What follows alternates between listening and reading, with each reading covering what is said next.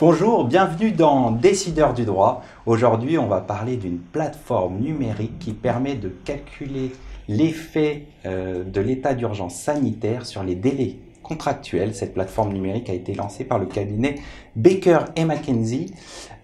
Pour en parler, j'ai le plaisir de recevoir deux avocats du cabinet Baker McKenzie, Hugo Roy et Marie-Christine Ducharme. Bonjour. Bonjour à tous les deux. Bonjour Arnaud. Alors, pourquoi avez-vous décidé de lancer cette plateforme ? Donc, il faut savoir qu'avec la pandémie de coronavirus, l'état d'urgence sanitaire et les mesures de confinement, l'exécution des contrats de toutes sortes, a été perturbée. Donc, les parties à des contrats se sont retrouvées, par exemple, contraintes de fermer des établissements, d'appliquer des mesures pour protéger leurs salariés. Et encore, par exemple, les transports ont également été perturbés, ce qui a forcément eu un impact sur l'exécution des contrats. Et donc, pour pallier à cela, le gouvernement a pris une ordonnance le 25 mars 2020 pour aménager l'effet justement de l'état d'urgence sanitaire sur les délais contractuels prévus par les contrats. Et donc, finalement, cette ordonnance, elle vient suspendre certains délais contractuels pendant une certaine période. Et cette ordonnance est un peu complexe, il faut le dire.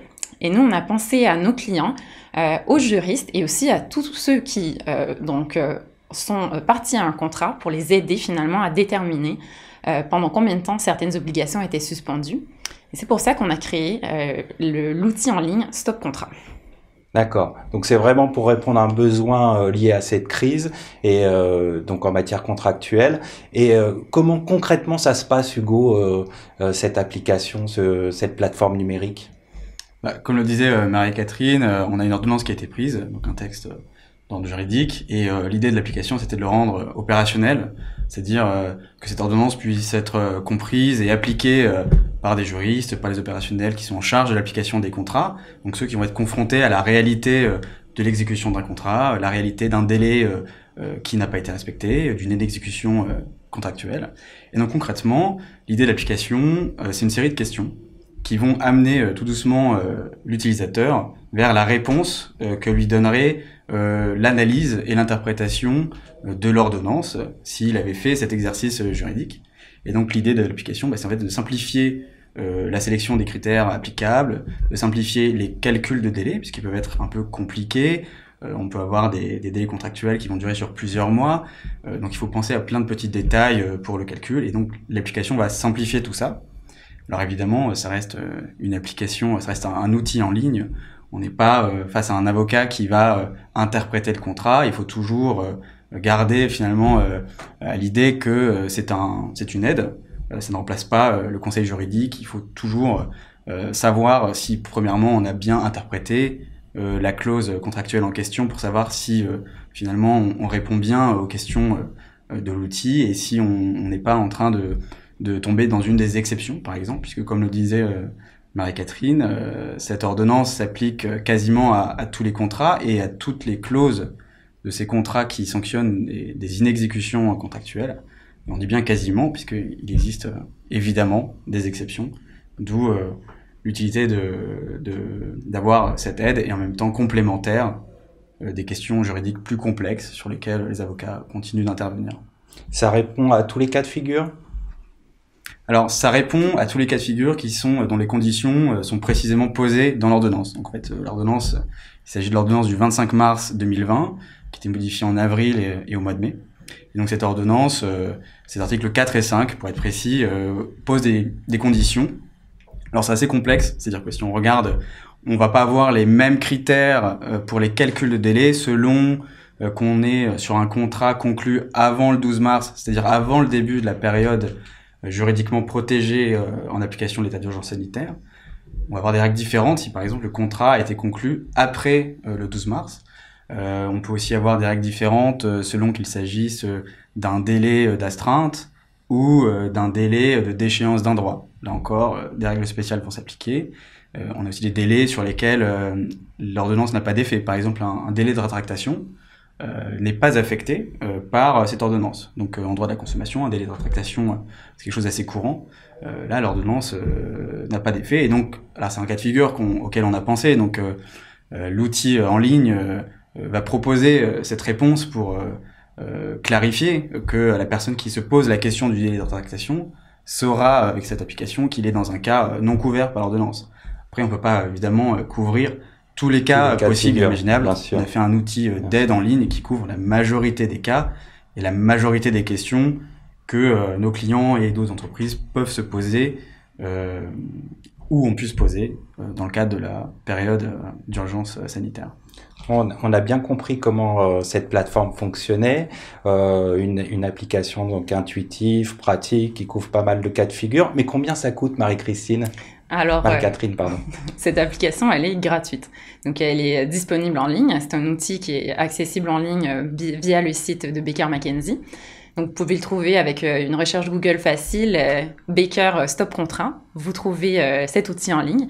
Et puis, en quelques questions, en fait, vous pouvez obtenir une information concernant le délai applicable à votre contrat. Donc, très intuitif, facile d'utilisation et d'accès aussi. Voilà, et ça peut prendre entre 2 minutes pour un cas vraiment simple, jusqu'à 7 à 10 minutes, parce qu'il faut avouer que l'ordonnance a prévu des critères qui peuvent être un petit peu complexes.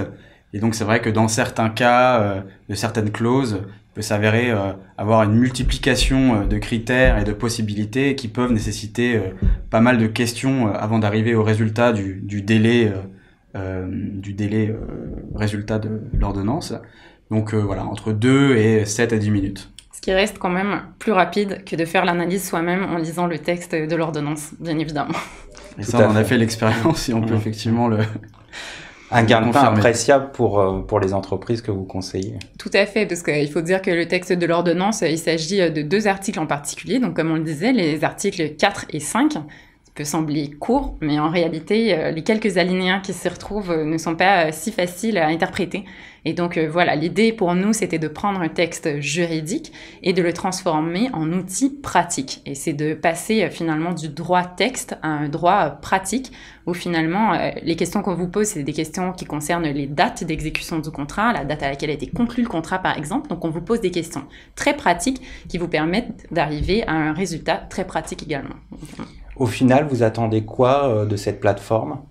En fait, nous, ce qu'on attend de cette plateforme, c'est qu'elle vienne vraiment aider tous ceux qui sont confrontés à des prorogations de délai pendant l'état d'urgence sanitaire. Donc, il peut s'agir d'entreprises, de juristes, de particuliers, même d'avocats aussi qui se feront poser ce type de questions par leurs clients. Et donc, nous, ce qu'on attend de cette plateforme, c'est qu'on espère qu'elle va aider toutes ces personnes, justement, à interpréter cette ordonnance, tout en sachant que, comme on le précisait, il s'agit d'un outil pour débuter l'analyse et évidemment, quand il y a des questions plus complexes, l'aide d'un avocat peut s'avérer nécessaire également. Surtout que vous, alors je précise que vous êtes spécialisé en droit des technologies, donc vous avez une appétence pour ce type d'outils. Et d'ailleurs, peut-être que le cabinet travaille sur d'autres outils numériques de ce type ? Donc, il faut savoir que vraiment, l'innovation chez Baker, ça fait plusieurs années qu'on a mis en œuvre une stratégie d'innovation. Et quand il s'agit d'applications ou d'outils en ligne, l'application Stop Contrat, ce n'est pas la première. Déjà, dès 2016, on avait créé une application qui s'appelle Baker Reform, qui est gratuite et qui existe toujours, qui permettait de déterminer quelles étaient les équivalences entre les anciens et les nouveaux articles du Code civil. On a aussi lancé une application qui s'appelle Data Breach 72. Donc là, on est dans le domaine des données personnelles. Tout ce qui est notification, obligation de notification d'une violation de données. Tout ce qui est lié au RGPD. Exactement. Donc, évidemment, un sujet qui nous intéresse beaucoup dans l'équipe. Et donc, voilà. Donc là, c'est vraiment le 3e outil application qu'on lance. Et bien sûr, ce n'est que le début, en fait. C'est tout à fait quelque chose qu'on veut continuer à faire. Ouais, c'est le 3e outil qu'on lance au sein de l'équipe. Donc, Nouvelle Technologie, l'équipe d'avocats Nouvelle Technologie à Paris. Mais en fait, il y a aussi d'autres applications, d'autres départements, et puis aussi des applications au niveau mondial, que ce soit sur des problématiques de